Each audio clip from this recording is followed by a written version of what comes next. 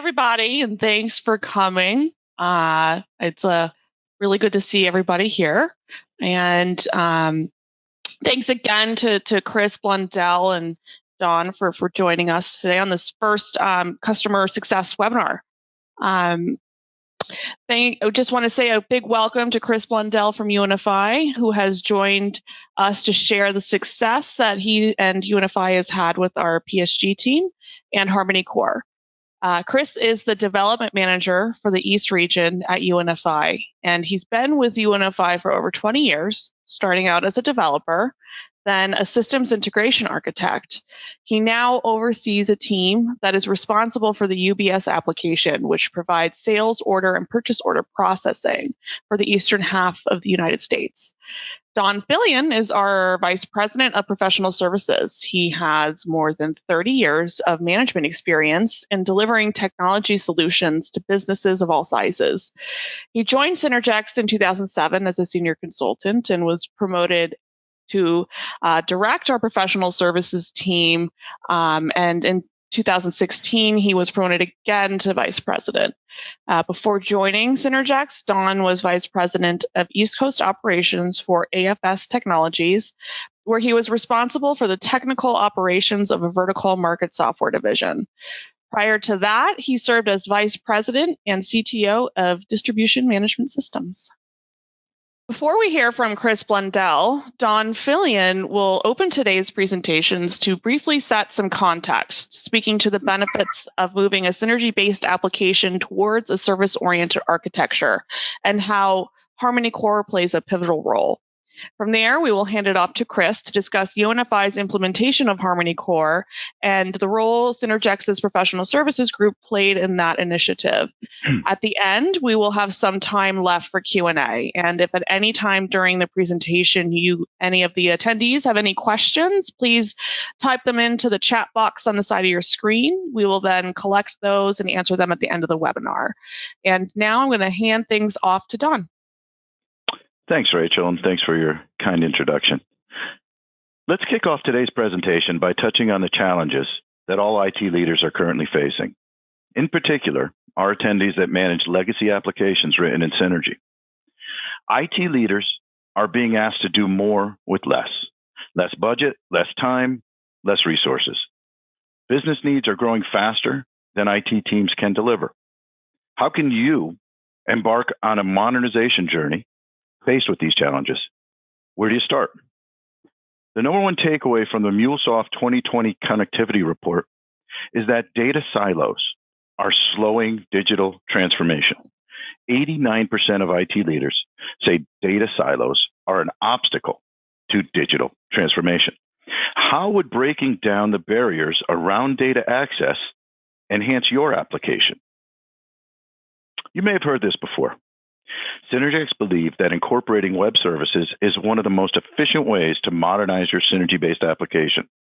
For a quick overview, a web service is any software, application, or cloud technology that provides standardized web protocols, APIs, to interoperate, communicate, and exchange data throughout the internet. A key feature of web services is interoperability. Applications written in various languages, including Synergy, are able to communicate with other applications by exchanging data and logic via a web service. This streamlined connectivity, the ability to break down data silos, is key to future-proofing any application. Specifically, for our Synergy customer set, we see common benefits with this approach, including preserving your investment. You spent decades refining your logic in your application. This is the secret sauce that has helped make your business model successful. Incorporating web services allows you to evolve your application over time, module by module. Instead of throwing away your investment, you've heard us say evolution, not revolution. Future-proofing your application. What will make your application stand the test of time? Breaking down data silos, responding to new business challenges quickly without having to rewrite new code, positioning the application to run in the cloud. This approach enables you to meet the demands of an ever-changing technical landscape. And one of the biggest, most daunting challenges we see across our customer base with monolithic legacy and outdated UI. A service-oriented architecture can allow you to more easily and more frequently update your front end. By exposing synergy logic and data through web services, by abstracting the data layer from the logic layer and the user interface, you can write UIs in the latest technologies for browsers, web, devices. These client apps are just thin, presentation-only layers with one common synergy-powered backend. Synergex PSG has been able to put this into action for a number of customers, and yes, we do UI now too. Harmony Core. What is Harmony Core? Our solution for synergy developers looking to develop web services is Harmony Core. I'll give a brief overview of this framework, but please feel free to refer to the earlier webinars where Harmony Core is discussed in much finer detail. Harmony Core is an open source framework built by Synergex that is designed to help synergy developers build RESTful web services that expose synergy data and business logic using OData and ASP.NET Core with minimal effort. Harmony Core allows synergy customers to leverage existing investments in the synergy ecosystem, such as the synergy repository and custom code, even XF Server Plus routines. Unlike previous frameworks, this one is open source and standards-based and takes advantage of industry standards for security and encryption. This is not a black box. It's developed and supported in the open on GitHub. Harmony Core uses code generation to expose ISAM data, leveraging the information about ISAM files, this metadata, in the Synergy repository. It also implements an entity framework core implementation of ISAM, again, using generated code from the repository. Harmony Core supports read, write, and update and delete of records. If relations between structures are defined in the repository, it will also support joins. Harmony Core services currently run on Windows, but can access the data and logic from any supported Synergy platform, including OpenVMS, Linux, and Unix. Harmony Core services are highly flexible, fast and scalable, accessible from any client, and relatively easy to create, build, and maintain and debug. So what can you do with it? What are our common use cases for Harmony Core? Well, these are just some of the use cases that we've been doing. Access to entity framework for ISAM. ODBC replacement, replacing unsafe XF ODBC write access. Traditional bridge, exposing app functionality and data to other apps. Dashboards and ad hoc queries such as Power BI. Modernizing and improving XF Server Plus services. Providing system integration with non-synergy platforms, even like IBM mainframes. Legacy modernization, providing a backend for the web front end. Now, let's turn to the case study and our partner, United Natural Foods. For some background, UNFI is the nation's largest natural foods distributor with over $20 billion in yearly revenue. UNFI distributes over 250,000 organic, natural, and specialty food products to more than 43,000 customers throughout North America. Their synergy-based application called UBS provides sales order and purchase order processing for the eastern half of the United States. UBS has its origins in an application called Eagle, originally created and marketed by Synergex ISV Distribution Management Systems, one of my previous employers. DMS sold Eagle, then called DMS One, to Cornucopia and later to Stowe Mills, which has since been assumed into the UNFI umbrella and with it the code base. Synergex has been working with UNFI for over 25 years in support of what has become UBS. Chris and his team have taken it to the edge, but there's still traces of myself and my old partner, Joe Green, in there if you look close enough. UBS now runs on a giant open VMS cluster. Working with Synergex, Chris has transformed the development environment into a full DevOps implementation using Visual Studio and Git. Our current PSG engagement is Staff Aug with a team of 6, including developers, QA, and project management, who are fully embedded in the UNFI development team. With that, I am excited to hand this off to Chris Blundell from UNFI. Take it away, Chris. Hey, all. So I'm Chris Blundell. I'm the, as mentioned, the development manager for UBS in UNFI.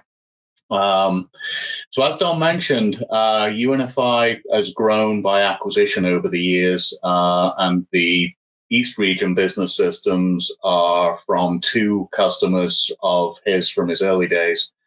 And it's certainly given us a wealth of integration needs.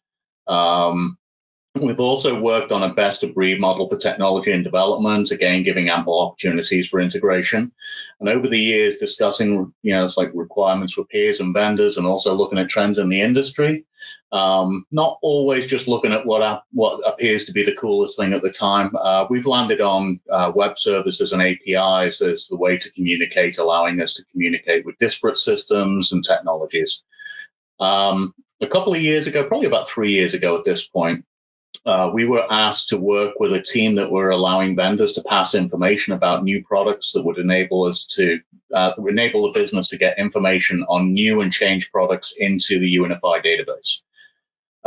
Users at UNFI should be able to enrich the data in a portal shared with suppliers, now called the supplier portal, and pass that new product information onto the business systems for creation.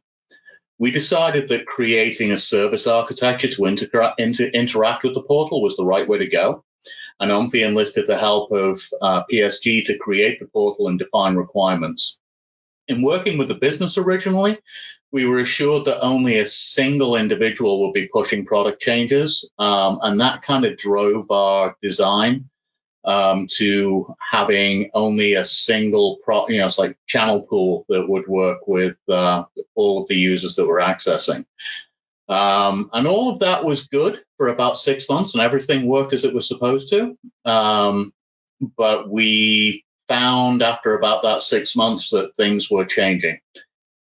So the goal was to improve the application to become a multi-user process, a truly multi-user process.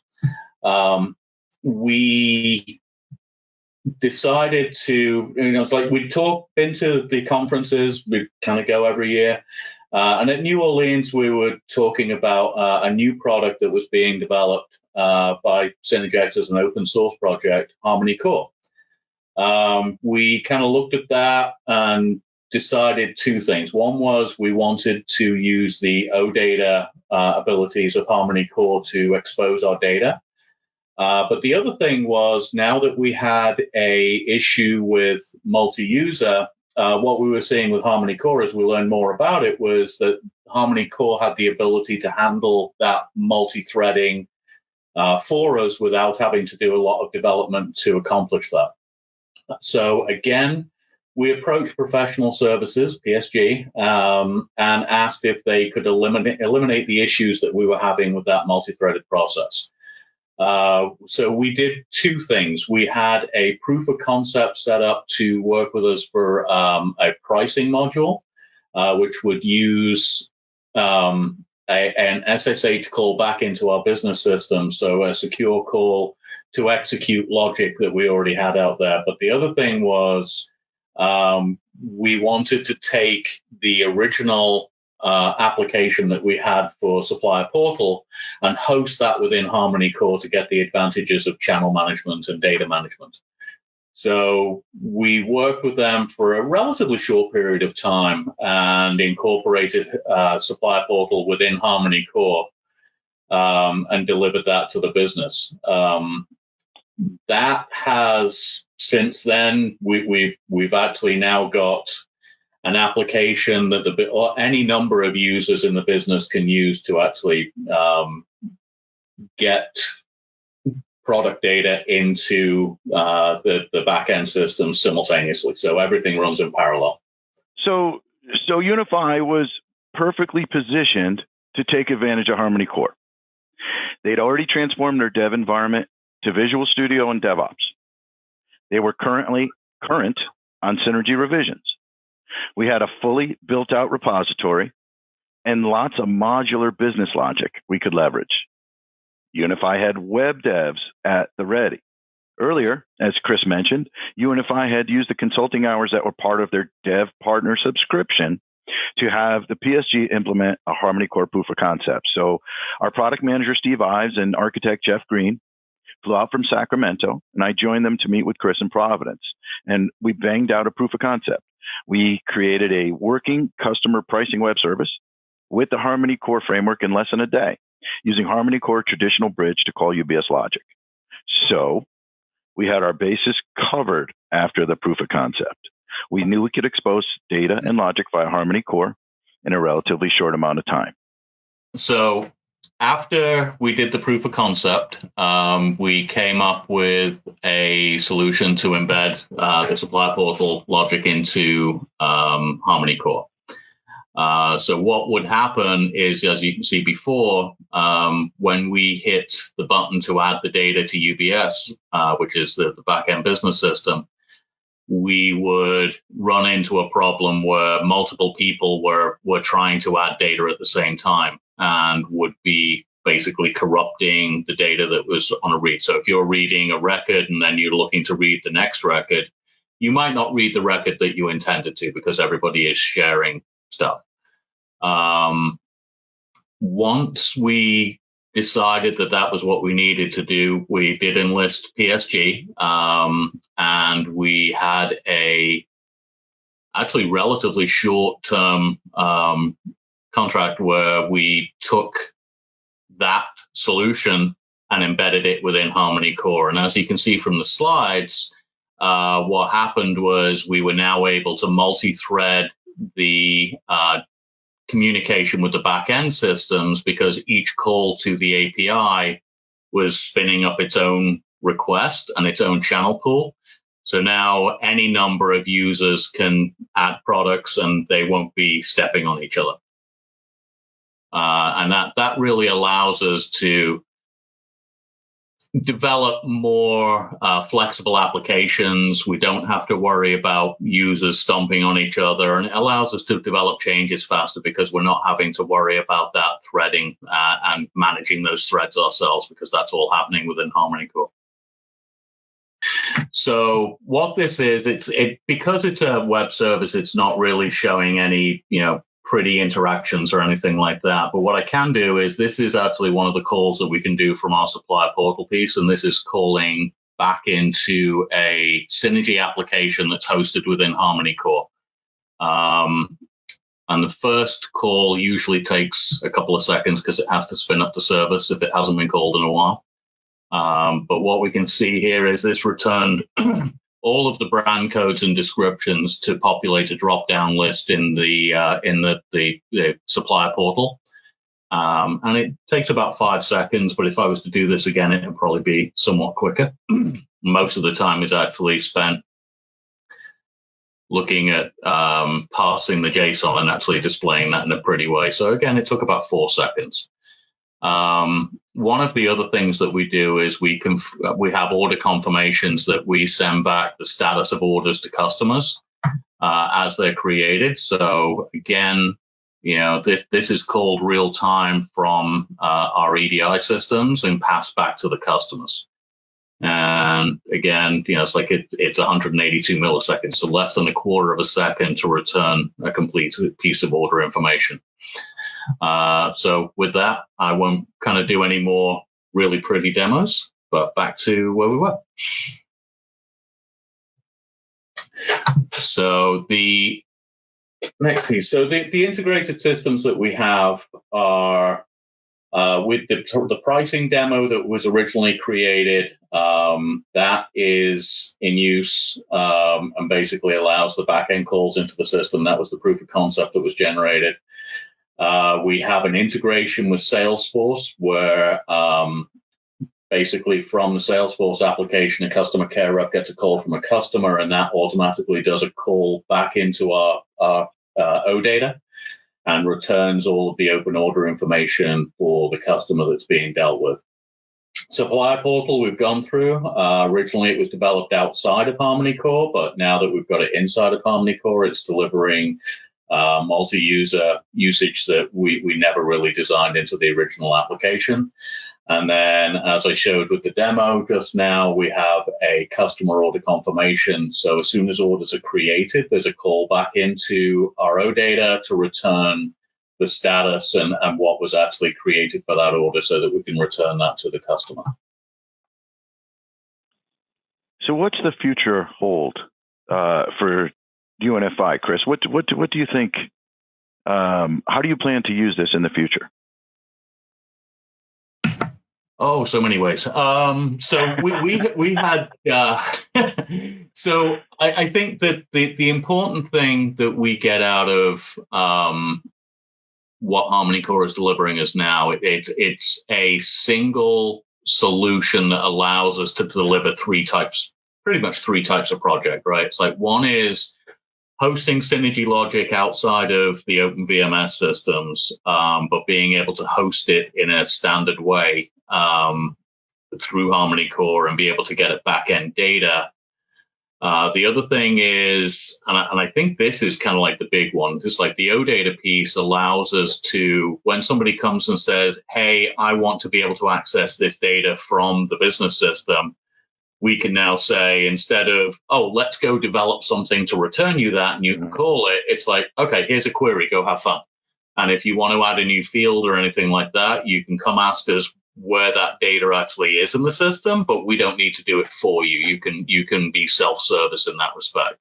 And I think that allows a lot of flexibility in the way that we interact with our business partners.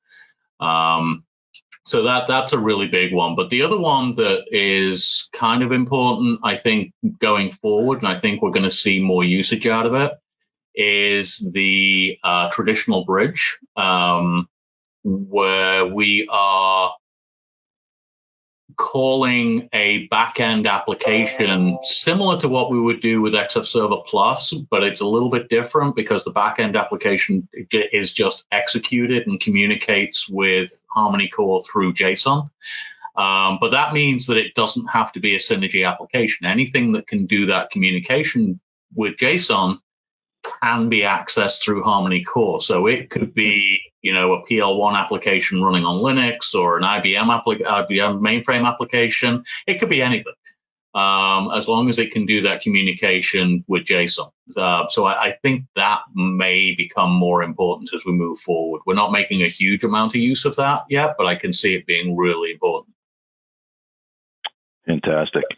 So, I think what it really comes down to is preserving your investment in your business logic and your data and providing that to the outside world in open standards-based ways so it's easy to consume. So, what's that mean to other customers? Back to our use cases. Let's take legacy UI modernization as an example. Say you have a UI devs that understand OData and entity framework. Now, they can collaborate seamlessly with the back office system in ways that are familiar and natural to them, without specialized clients. So we like to say the possibilities are endless. So here's the future for a lot of our customers, and here's how PSG can help you. Software development, team-focused waterfall, agile, or hybrid application dev on a variety of projects.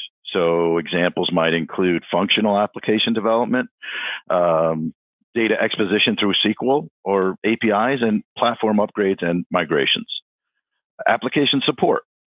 Do you need a contingency plan for supporting and maintaining your legacy app? Not a problem. We have experience supporting critical business applications in a variety of models. Staff augmentation. Are you concerned with employee overhead? Need a short-term hand or have recruiting concerns? Our flexible model allows you to add talent to your application team as needed. This is a route that Chris has taken at UNFI, and it's been very successful.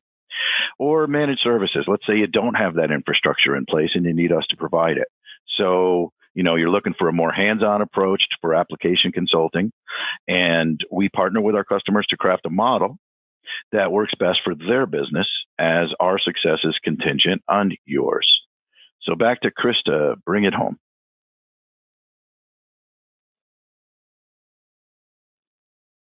Ta-da!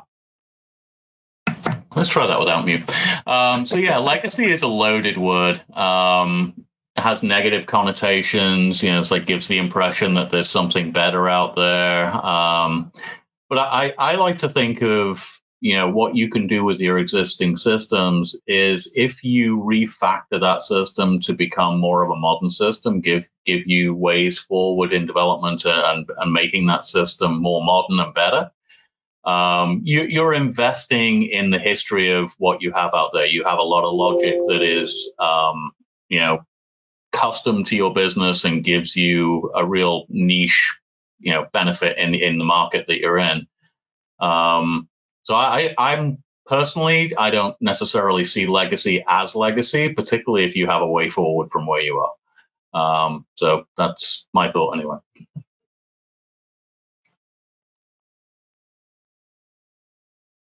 So I guess to start, we have one question here. What's the first step for implementing Harmony Core? I could take that. Setting up your repository, being current with Synergy 11, and setting up your repository. Really, the repository and the data therein set you up for most any kind of interaction with the outside world. So we're talking about Harmony Core. We're also talking about SQL replication, pretty much anything. The repository is the first step for that. And setting up the repository means more than just the structures.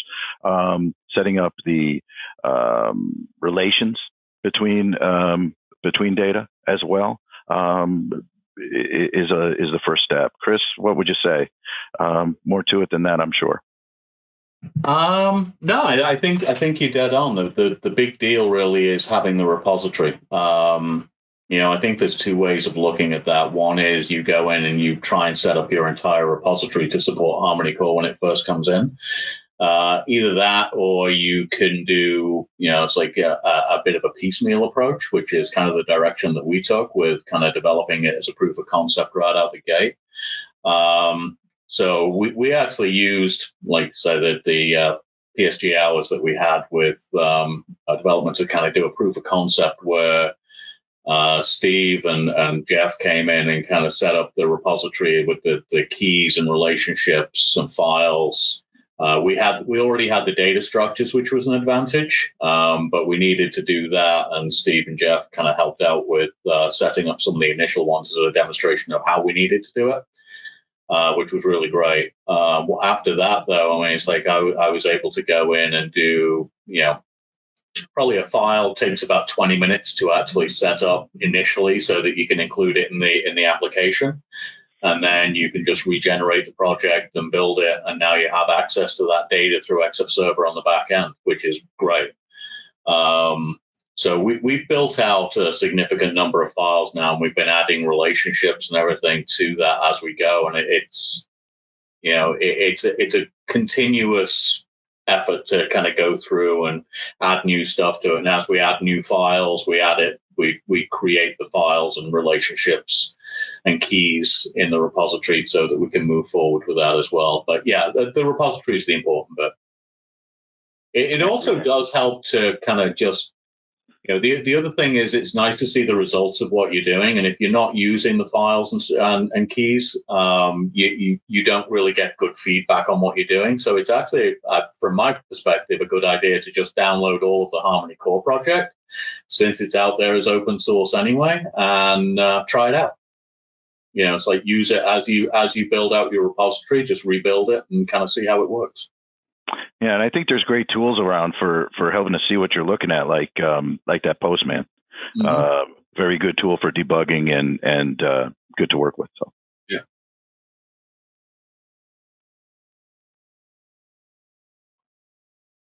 Another question? Hey, hi everyone. Quick question about it's Henri from Lalma. Quick question about the repository. So we have a lot of not legacy, but traditional Synergy. And if you add in your repository all your link, your reference key, if I can say, does it affect your old code, or it's just used with your Harmony Core product? Because I'm a bit afraid if we start to add more structure in, not structure, but relation key, will it affect our traditional code, or we can leverage what we have in the repository to generate code for Harmony Core? So we've been doing that, basically adding the keys and relationships and files to the repository. But we're in our traditional code on OpenVMS, we don't use any of that. So when we include the structure, it literally just includes the structure. It doesn't have any impact on your existing code. Okay. I would concur. Okay, thanks. And how's your Git adaptation with managing the repository? Was it difficult with your workflow? So it was a challenge at first, I have to admit. But once we actually figured out how we wanted to do that, the way that we've got it now, our Git build process, there's actually kind of two of them. We can actually build our projects in Visual Studio running with Windows, because we did a little bit of work on that. Well, a little bit of work, a lot of work. The other thing that we can do is, because we have individual files that we export the schemas from the repository, basically we export those as we go, and then they get exported to VMS and then used as part of our build process to rebuild the repository on VMS. Okay. So it's all managed through your pipeline. So it is in the source code. The pipeline will rebuild the repository, and when you deliver, you have the correct repository updated.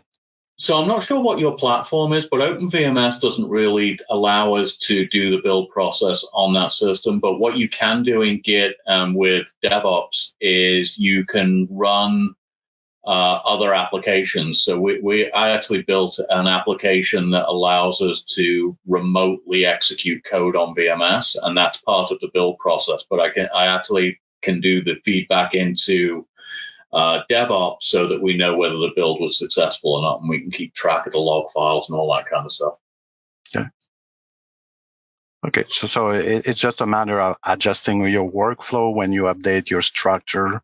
Yes. Make sure the team understand the workflow, but once the workflow is, everybody get it, it's trivial after that. It's exactly, and we do our development. So we have lower environment releases and builds that we can do, and then we do pull requests into a release now, which actually changed the way that we do our releases. We're actually doing a proper release with multiple changes at the same time. But we do all of that through DevOps. So nobody actually goes into UBS and does anything as part of either the build or the release. It just happens all through DevOps. Okay. Thanks.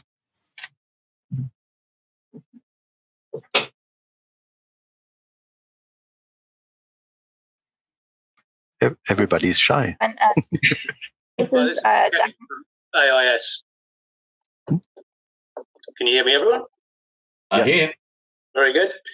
It'd be good to see if there's any examples of where an outdated user interface using your SOA architecture, or SOA, to easily update front ends, as you say, has been achieved.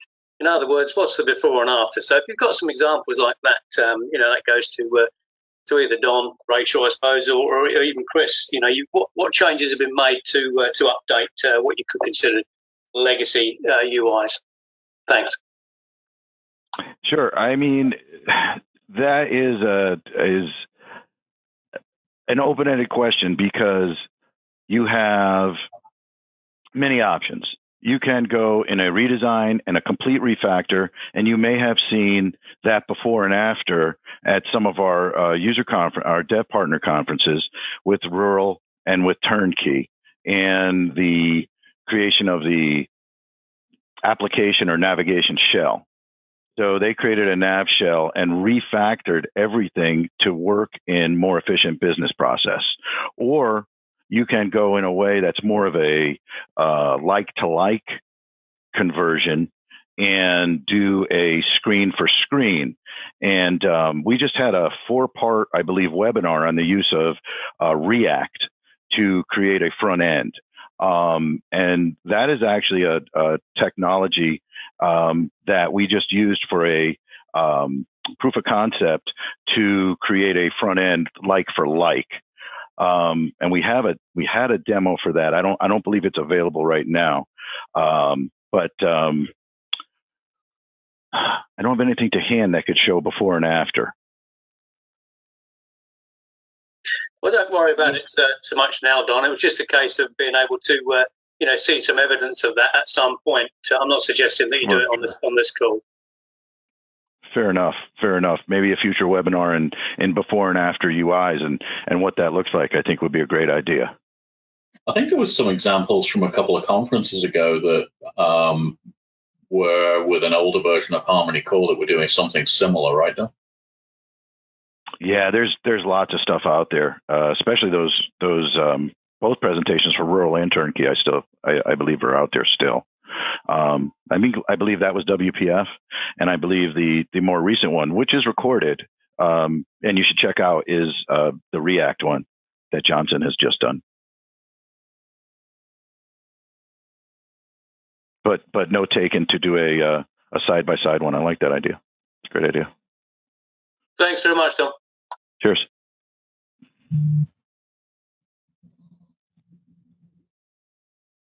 Just a quick aside, on our YouTube channel, we do have a playlist dedicated to our video content related to web services. So what I'll do is I'll post in the chat area the link to that playlist, and you'll see the React demos as well. Cool. Thanks, Liz.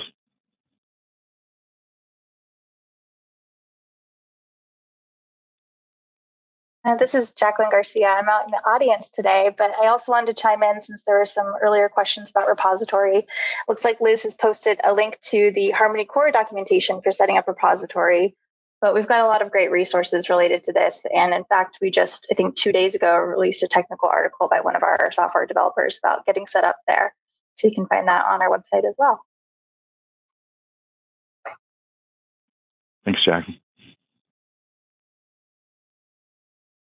Lots of resources out there.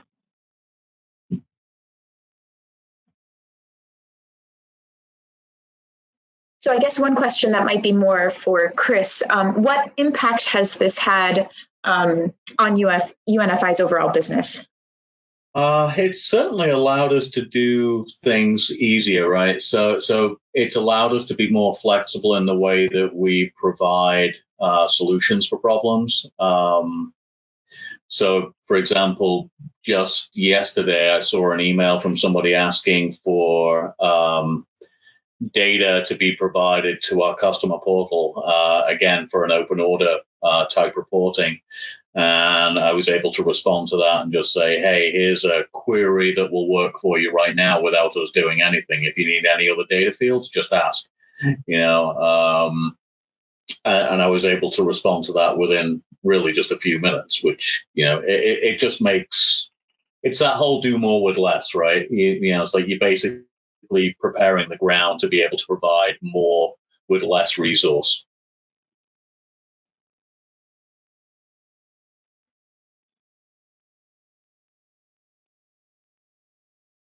If that answers the question.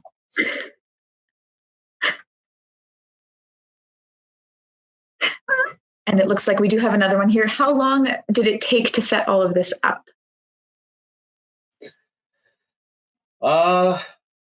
Initially, not long. I mean, it's like we had Harmony Core downloaded at the conference, and I was able to go home and start working with it right away. Basically taking what the conference session was about and then repointing it to the repository that we had. And then, as I say, we did do a little bit of work with PSG to kind of set up the initial proof of concept and how we were actually setting up some of our relationships and keys and files. And we did some work with, we did find some issues with that very early version of Harmony Core, but they've all been resolved very quickly. And now it's a very performant application. But yeah, the initial couple of files probably were inside of a week after the conference.